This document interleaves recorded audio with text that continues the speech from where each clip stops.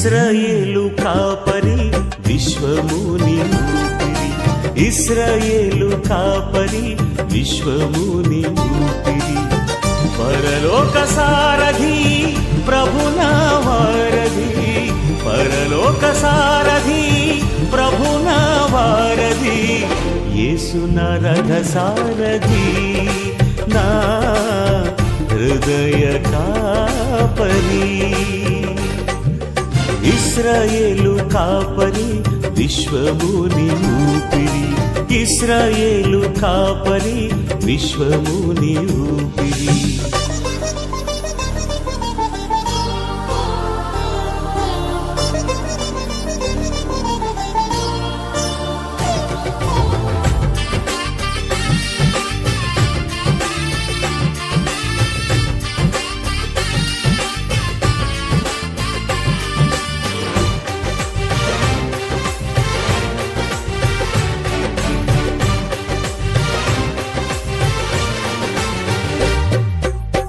బబులోను బానిస బంధాలు తెంచి, బాధలు లేని బ్రతుకునియా.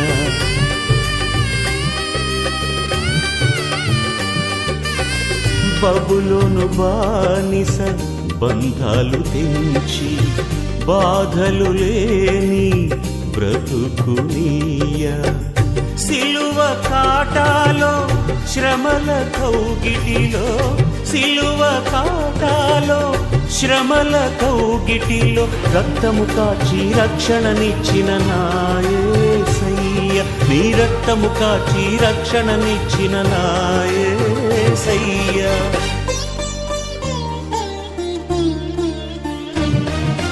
ఇశ్రాయేలు కాపరి విశ్వముని ఊపిరి, ఇశ్రాయేలు కాపరి విశ్వముని ఊపిరి.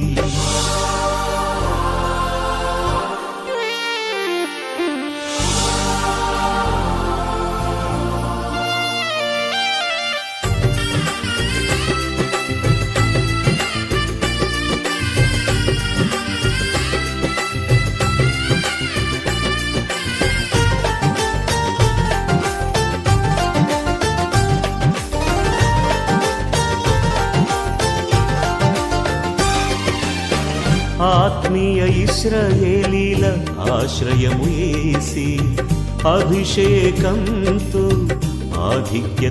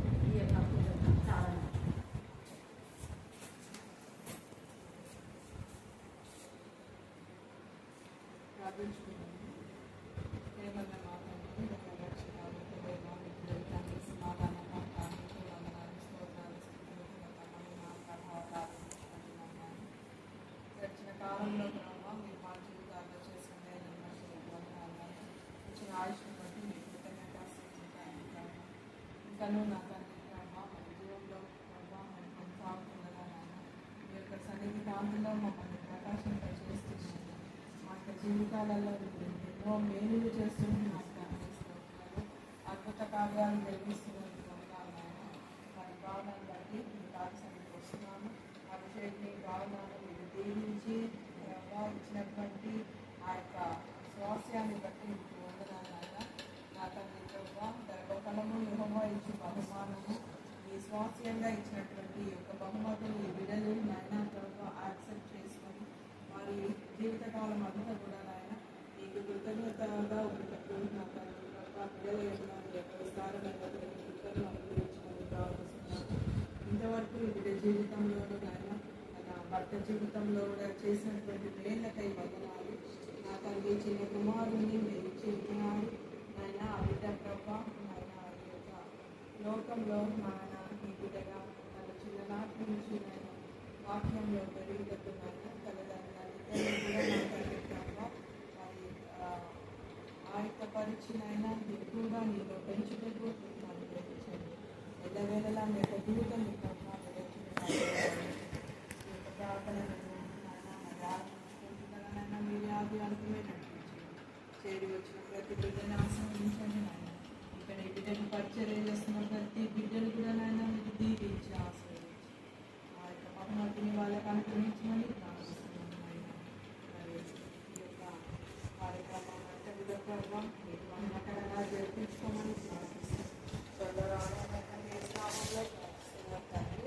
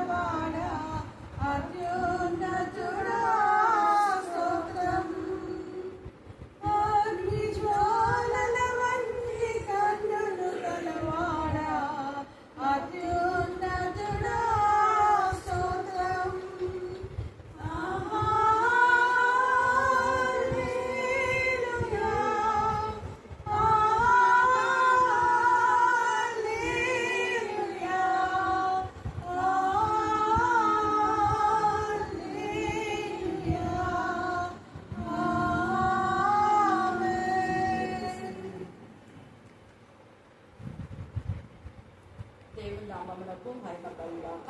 లేఖన భాగాలు చదువుకుందాం. కీర్తన 144వ కీర్తన 144వ కీర్తన 2వ వచనం 12వ వచనం చదువుకుందాం. ఆయన నాకు కృపానిధి, నా కోట, నా దుర్గము, నన్ను తప్పించువాడు, నా కేడెము, నేను ఆశ్రయించువాడు. ఆయన నా జనులను నాకు గౌరవించువాడై ఉన్నారు. 12వ వచనం. మా కుమారులు తమ యవన కాలములు ఎదిగిన మొక్కల వలె ఉన్నారు. మా కుమార్తెలు నగరునిపై చెక్కిన మూల స్తంభముల వలె ఉన్నారు. దేవుడు ఈ లేఖన భాగంలో అనుగ్రహించుగాక. ఆమె ప్రార్థన చేసుకుని వాక్యం ధ్యానం చేస్తాం. ప్రేమ నమ్మకం గల వ్యాపారంలో తండ్రి, నీ కృపా ప్రేమ మహేశ్వరు బట్టి మా ఆయన ప్రశస్తమైన మీ సన్నిధానములకు బలింపబడిన గొడవల రక్తానికి ఎంత సూచించినా కూడా తక్కువే. మమ్మల్ని నడిపింప చెయ్యి దేవుని ఆత్మ మీకు స్తోత్రములు, జీవింపజేసి ఆత్మ మీకు స్తోత్రములు, శుద్ధీకరించి దత్తపుత్ర ఆత్మ మీకు స్తోత్రములు, విధాపన ఆత్మ మీకు స్తోత్రములు, సాక్షి ఆత్మ మీకు స్తోత్రములు, దయగల ఆత్మ సమభూమి గల ప్రదేశం వద్ద మమ్మల్ని నడిపింపచేసిన విధానం బట్టి నీకు మనం చెల్లిస్తున్నాం. ప్రత్యేక రీతిలో నా ప్రభ నా తల్లి, సహోదరి భావన, నా ప్రభ నా తల్లి, కుమారుడు అభిషేక్ వారి జీవితంలో మీరు ఎంత గొప్ప మేళ్లు కలుగజేసిన నా ప్రభ, గృహమును విత్తమును పిల్లలిచ్చిన స్వాస్థ్యమైన మీరు సెలవిచ్చారు. ఈ లోకపు తల్లిదండ్రులు మాకు సమస్తము సమకూరుస్తారు, కానీ గర్భఫలం మాత్రం మీరిచ్చే బహుమానం ప్రభ. అందుకు మీకు వందనాలు చెల్లిస్తున్నాం. దేవాని బిడ్డ గర్భంలో మీరు ఎముకను వేసిన ప్రభ, శ్రేష్టమైన కుమారుని నా తండ్రి మా మధ్యలోకి తీసుకుని వచ్చారు.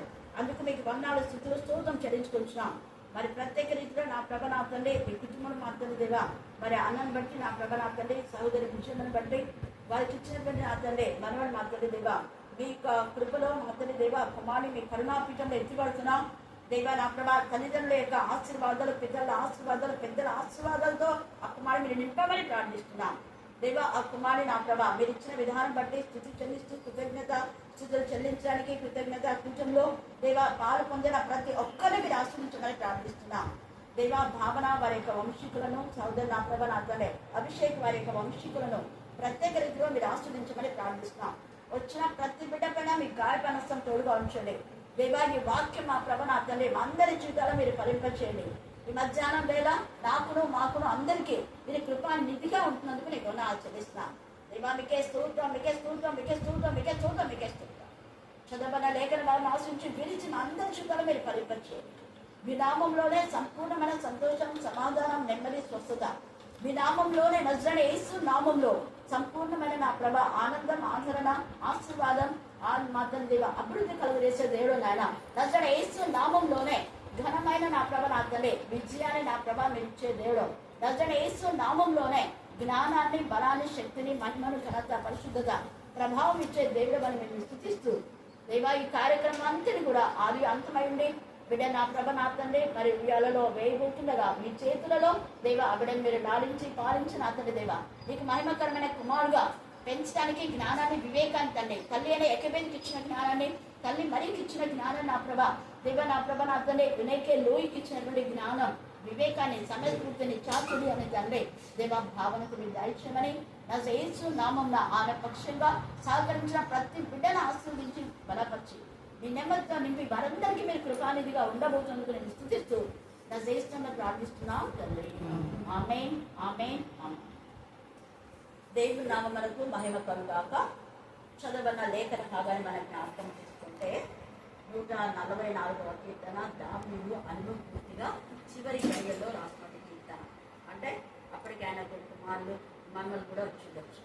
అందుకే మరి సోదరి విజయ మాకు దేవుడు మరి మొదటి యొక్క కుమార్తె జ్యేష్ఠ కుమార్తె జ్యేష్ఠ నామం హల్లెలూయా. దేవుని నామమునకు మహిమ కలుగాక. జ్యేష్ఠత్వపు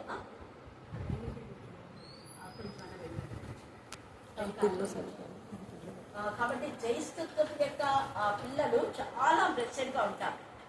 తండ్రి అయిన దేవుడు అంటే హైందవులలో ఈ విధమైనటువంటి ఇది పెద్దగా పట్టించుకునేవాడు. కానీ మన క్రైస్తవులలో అధికారం నుంచి ప్రకటన వరకు చూస్తే జ్యేష్ఠ కుమారులను దేవుడు బహుగా ఆశీర్వదించినట్టుగా చూస్తాం.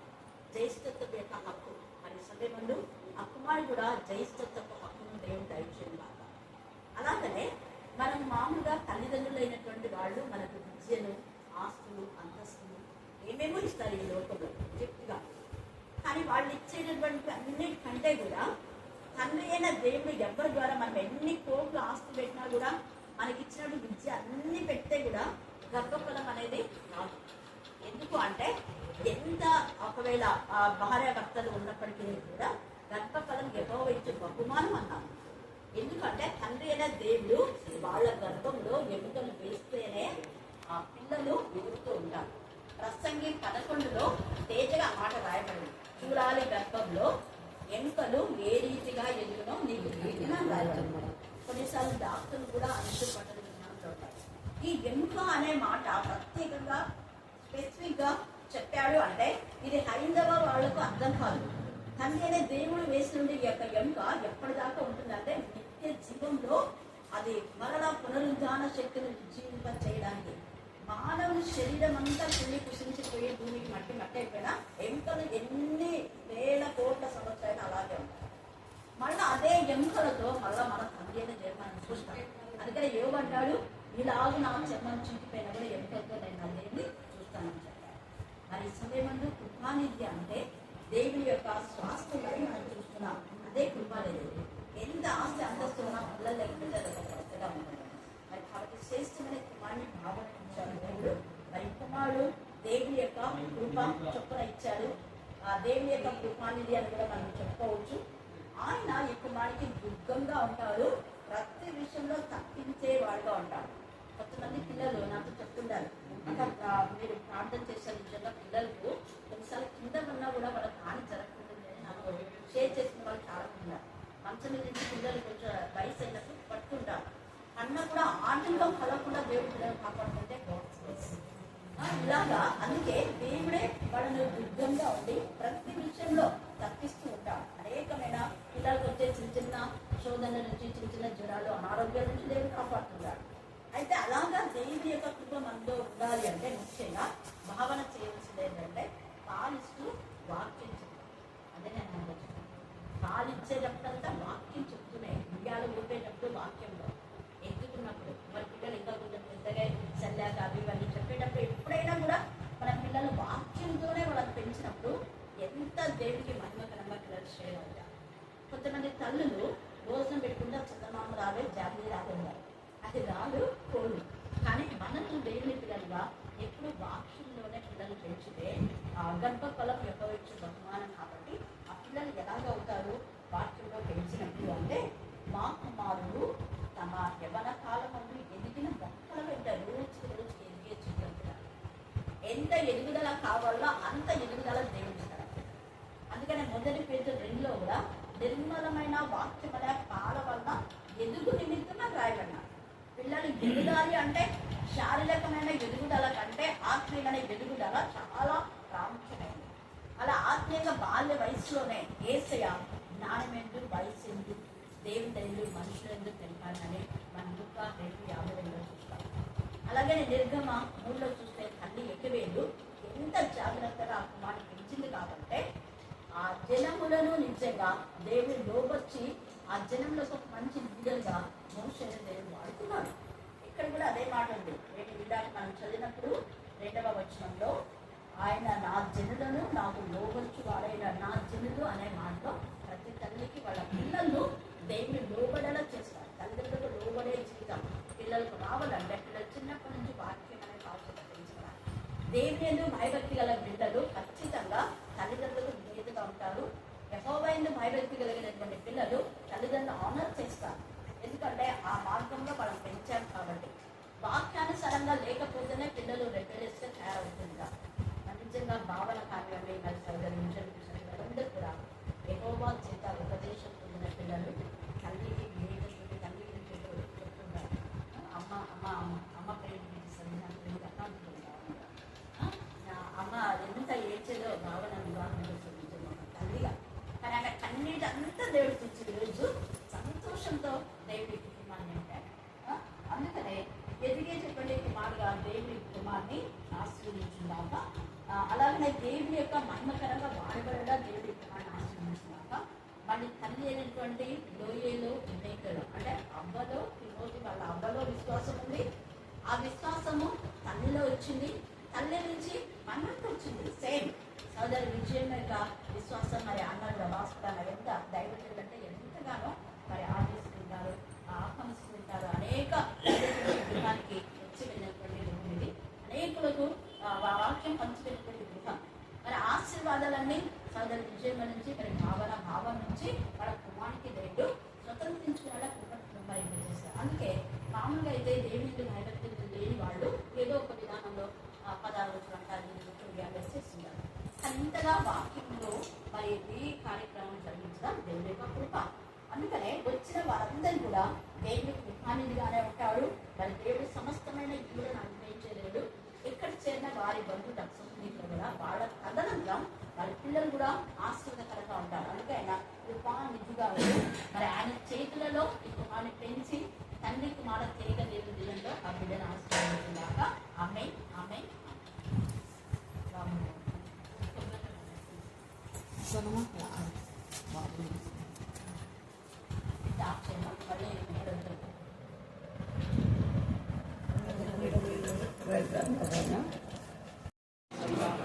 ఈ రాజ్యం మాకు వచ్చిందాక ఈ జీవితంలో నెరవేర్చిన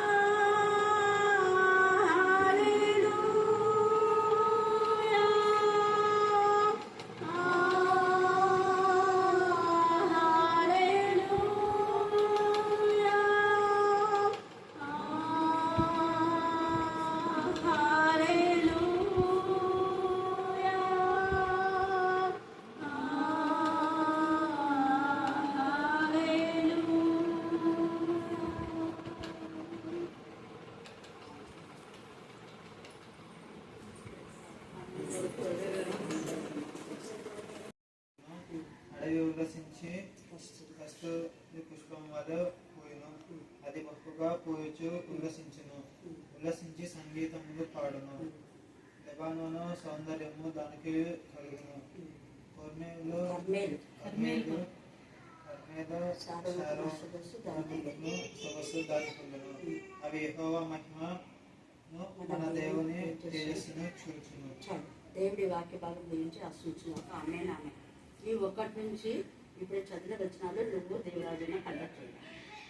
తర్వాత కిందిది పెద్దబాబు సడన్గా చేతులను బలపరిచి తెచ్చిళ్ళు మోకాలు దిగపరిచి తత్తరిలో ఉండేగా భయం అలజడి నీరసం అంతా ఉండకూడదు. అది నువ్వు కండక్ట్ చేయాలి.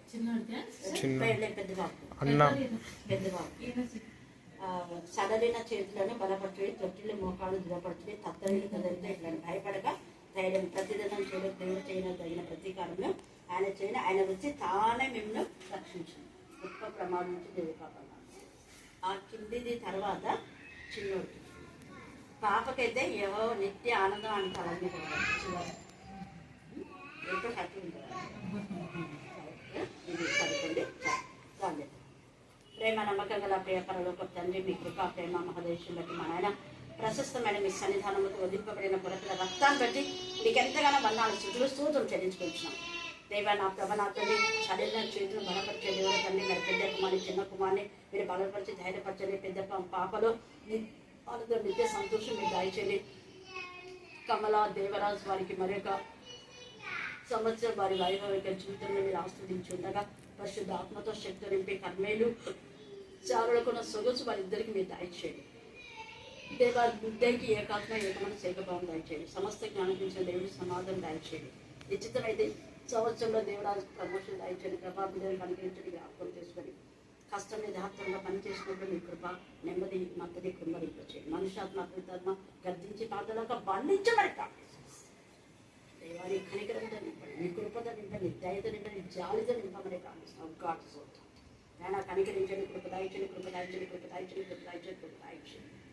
నాయన మీకే స్తోత్రం, మీకే స్తోత్రం, మీకే స్తోత్రం, మీకే స్తోత్రం, మీకే స్తోత్రం. కనికరం తండ్రి, నీతి శూరుడ, సర్వోన్నత, సర్వంతరైన సర్వ సృష్టికర్త మీకు వందనాలు చెల్లిస్తూ ఏ స్నామం ప్రార్థిస్తున్నాం తండ్రి. ఆమేన్, ఆమేన్, ఆమేన్.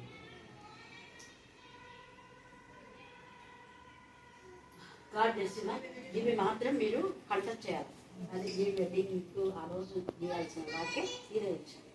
మీ పిల్లలకు కూడా ప్రేమ తండ్రి ఇచ్చిన ప్రేమించి దేవుడు ఇచ్చిన ప్రేమ కానుక మీ నామాన్ని రక్తం చూపించి దేవా ఈ కానుక నీకు మహిమకరంగా మరి నా తండ్రి దేవా ఆ యొక్క కరుణ విజయమ్మ ప్రభ నా తండ్రి మరి మినిస్ట్రీలో వీరి కానుకలన్నీ వాడుకోవడానికి ప్రభ దయచేసినందుకు సూచిస్తూ దేవ నా ప్రభ నా తండ్రి ప్రతి ఒక్కరి నా ప్రభ కానుక ఎంపైన శ్వాస ఆగ్రహించమని దేవ కొరత నేను జీవితం దయచేసి వారి ఇల్లు త్వరగా పూజించమని ఏ స్నామం ప్రార్థిస్తున్నాం తండ్రి. ఆమేన్, ఆమేన్, ఆమేన్. అదే జూలై 1 3 కానుకలన్నీ అన్ని వాటి అందరికి భోజనాలు పెట్టించి కొంతమందికి బైబిల్ పుస్తకాలు ప్రకటన గ్రంథం నీకు ఇచ్చానా ప్రకటన గ్రంథం పుస్తకం కాలేదా? ఈమె అదే వెడ్డింగ్ లేక బాబు పుట్టి చేసుకొని తీసుకెళ్ళినా నేను ఇచ్చినాను అనుకుంటున్నా. అవును చూడు ఇచ్చిందే ఖచ్చితంగా మీకు ఏమైనా చాలా మంది చూసాను. అవునా బాబు చదవమని ఇచ్చేదానికి ఏమి ఇచ్చినానే మనం ఎట్లా మర్చిపోయినా. సరే ఈసారి ఒకసారి చూడు, ఎందుకంటే అవి చాలా తక్కువ ఉన్నాయి పుస్తకాలు. అవి వేరే వేరే చూపించి చూసిన ఇంపార్టెంట్ వాళ్ళకి ఇస్తున్నారు. ఒక 5 తెప్పించిన అది అందుకని ఖచ్చితంగా నేను ఇచ్చినానే అనుకున్నా. ఈరోజు అయితే కాలేదు. ఈరోజు నేను ఈసారి తప్పకుండా తీసుకొస్తాను. ఉంది ఒక 3 4 ఉన్నాయి అక్కడనే తీసుకున్నా. అది అదే ఎక్కువ వాక్యం పట్ల ఉన్న వాళ్ళకి ఇస్తున్నా. మిగతా వాళ్ళకి ఇవ్వదు. మిగతా వాళ్ళకు నచ్చింది అట్లా అదే అందుకే ఇప్పుడు చదవమని చెప్పినది. చల్ల చేతులు బలపరచుని తొచ్చులు మొక్కలు దిలపరచుని తొందర నిద్ర అది బాగా చదివి వాక్యం ఎక్కువ చదువుకో భయపడద్దు. అది సరిగా తినడం అప్పుడు అది తినకనే సైతానం అట్లా చేస్తుంది. అన్నం తింటే స్ట్రెంత్ వస్తుంది. నువ్వు తినకుంటే ఎట్లా నేను వాష్రూమ్ పోతువా పాప ఏం కాదు. కరెక్ట్ గా క్యారీ తినమని తాగదు. లెమన్ జ్యూస్ కూడా తాగమా. మీరు నిమ్మరసం తాగుతున్నారు. అది మీరు ఎందుకో